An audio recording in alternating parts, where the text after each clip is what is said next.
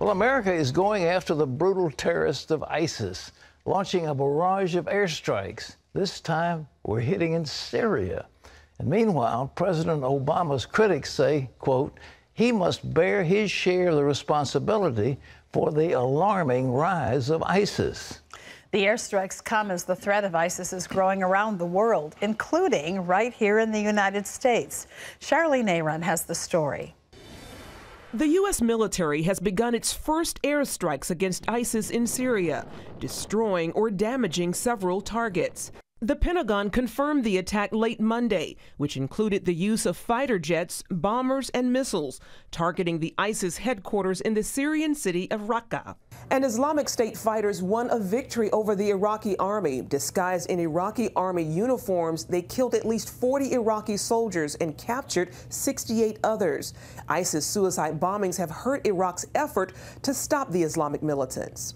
The White House warns the Islamic militant group is also a threat here at home, saying some ISIS members who fought in Syria and Iraq have already returned to the U.S. U.S. officials plan to crack down on Westerners who want to join ISIS. It is believed that at least 100 Americans have gone to the Middle East to join the terrorist group. We are working very closely with our international partners to try to mitigate this threat, to keep eyes on these individuals and to monitor their movements.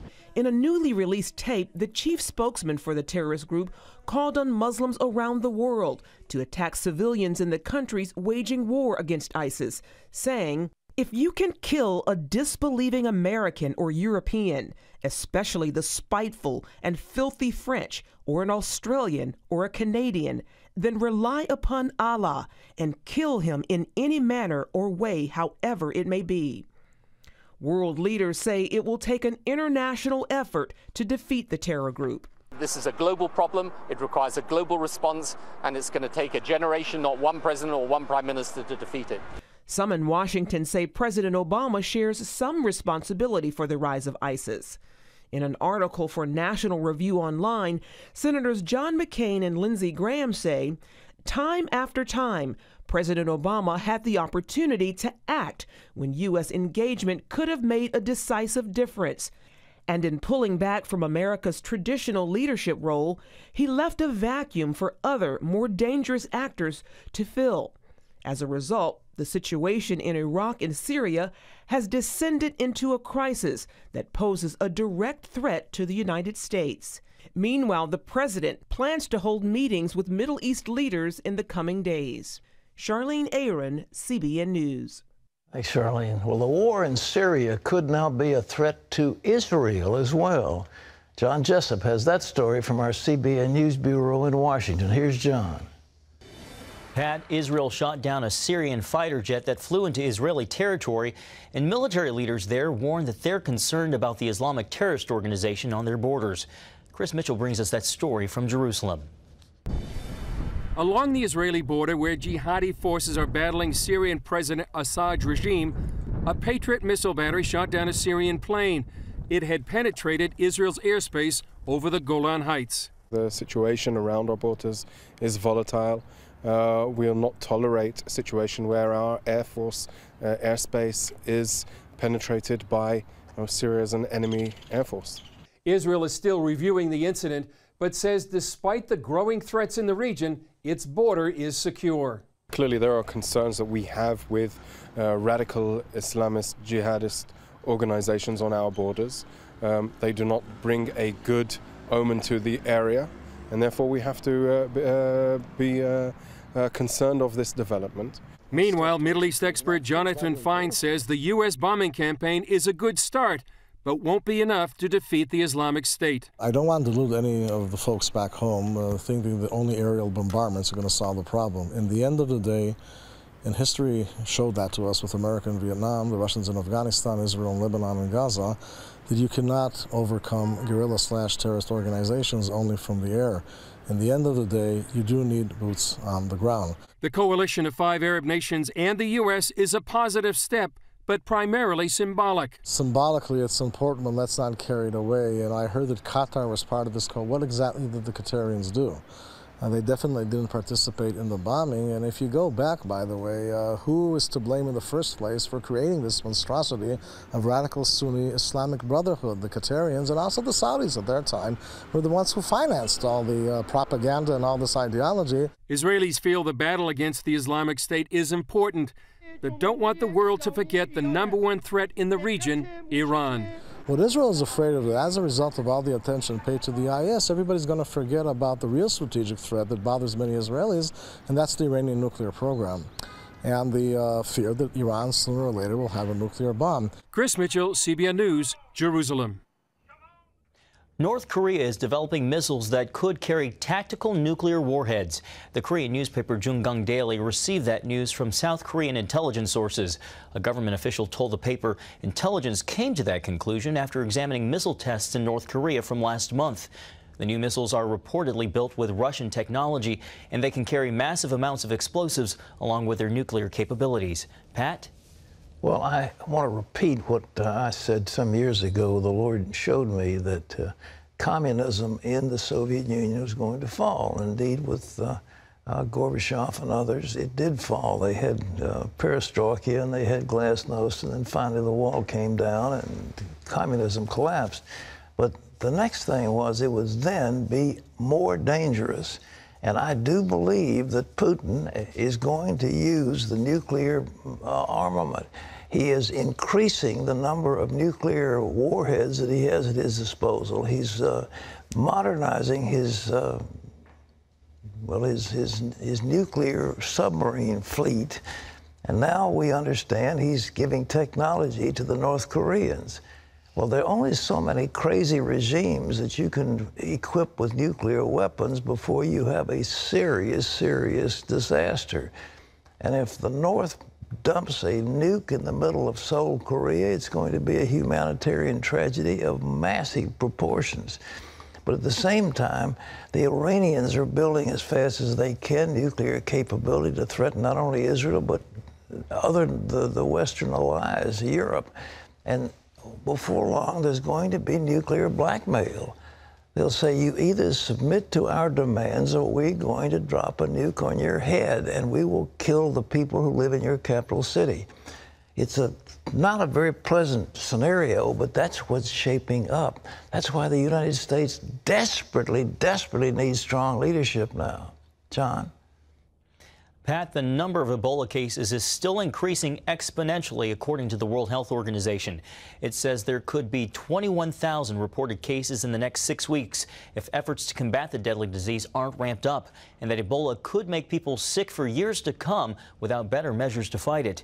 So far, the virus has sickened more than 5,800 people in West Africa, causing more than 2,800 deaths, with Liberia taking the hardest hit.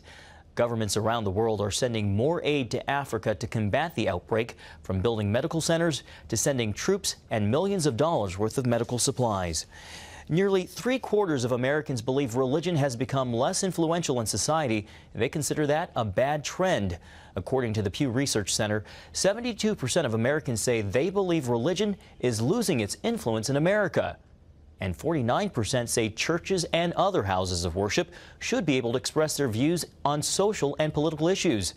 And nearly half of U.S. adults think that businesses like caterers and florists should not have to serve same-sex couples if they have religious objections. You can find out more about this survey on cbnnews.com. Pat, back to you.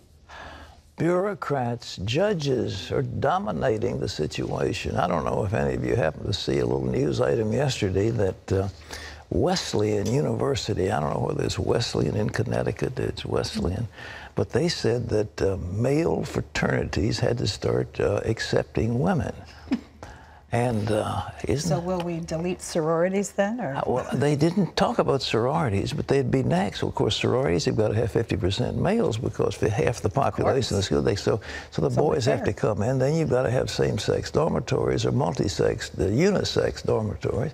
And where do you stop it? where do you stop it? Well, the reason that religion is diminishing because the people, you ask somebody, oh, the constitutional separation of church and state. We can't have the church speaking about things like this. There's nothing in the Constitution that says anything about separation of church and state. It's not in the Constitution of the United States. Never was intended, never was written in, never was voted in. But yet we think that, Americans think that churches shouldn't speak out on social issues. And if they do, they, quote, get in trouble with Lois Lerner and the thought police and the IRS. Well, where are we? Well, we believe a lie. And now the people are beginning to say, but we really do need more religious views. We need people speaking out on moral and social issues. Well, they always have in the past, but, well, who knows? John? Pat, the White House is cracking down on American companies relocating their headquarters outside the homeland to avoid paying higher taxes. New regulations from the Treasury Department are aimed at making so-called tax inversions less lucrative. In such transactions, an American-owned business merges with a foreign company in a country with a lower rate. For example, this summer, Burger King announced it would acquire the Canadian coffee and donut chain Tim Hortons. It is unclear if the new rules will block that merger. Critics say it would be better to simply reform the U.S. tax code so companies don't have to try to avoid higher corporate tax rates. A new tool used to detect breast cancer appears to be working better than the traditional mammogram. Lori Johnson tells us about 3D mammograms and why getting one in addition to a regular mammogram could be the way of the future. Jennifer Heft lives life to the fullest, but the hot air balloon enthusiast and race car driver could have lost her life to breast cancer had it not been for the 3D mammogram she got. I truly, truly believe that the 3D mammography is what got my cancer early and is allowing me to pretty much live my life the way I want to. 3D mammograms have only been used for a few years. Compared to the traditional 2D mammograms, the 3D mammograms allow radiologists to get a better overall view of the breast. A mass that has irregular borders in the upper part of the breast, and this is very much typical of what a cancer looks like. Hidden on the 2D mammogram, but very well seen on the 3D mammogram. Dr. Friedewald and her associates studied nearly 500,000 women and discovered the 3D mammograms detected nearly a third more cancers than regular mammograms did. The study appears in the Journal of the American Medical Association. We found invasive cancers, or the cancers that we worry about, the ones that could potentially kill people, more frequently in women who had the 3D mammogram versus the women who just had the 2D mammogram. They also discovered 3D mammograms produced fewer false positives than traditional mammograms.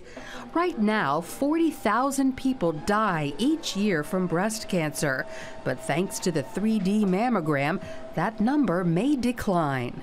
Life is short. My life's going to be long and full, and I'm going to go out and do the things I want to. Lori Johnson, CBN News.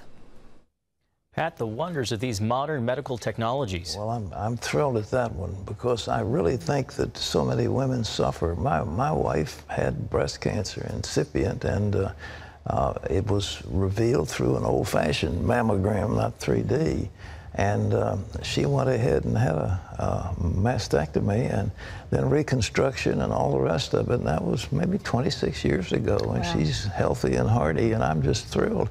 And when I hear of these women who die an awful death because they delay this procedure, I mean, let's face it, you know, this is a good thing. Well, delay it, or sometimes it's not seen until it's too late. Exactly. They don't know it's there, and then it suddenly is very aggressive, and the woman doesn't know what to do, and she dies. But we read too many of these things, and it's a terrible cause of death. But any new technology, if the 3D will begin to reveal it, but I know women are scared about it, but with a good plastic surgeon, I mean, this thing can be restored, and a woman can obviously live a very normal, healthy life. Yep. Former IRS official Lois Lerner has broken her silence amid accusations that the IRS improperly targeted Tea Party and other conservative groups. Lerner tells Politico she didn't do anything wrong, saying, quote, I'm proud of my career and the job I did for this country. The American Center for Law and Justice says learners' refusal to accept responsibility shows arrogance and an attempt to rewrite history. They say instead of talking with reporters, learners should be talking with congressional investigators. Republicans also criticize learners, saying she's been stonewalling the investigation. Supreme Court Justice Elena Kagan has performed a same-sex wedding. She presided over the wedding of her former law clerk and his husband.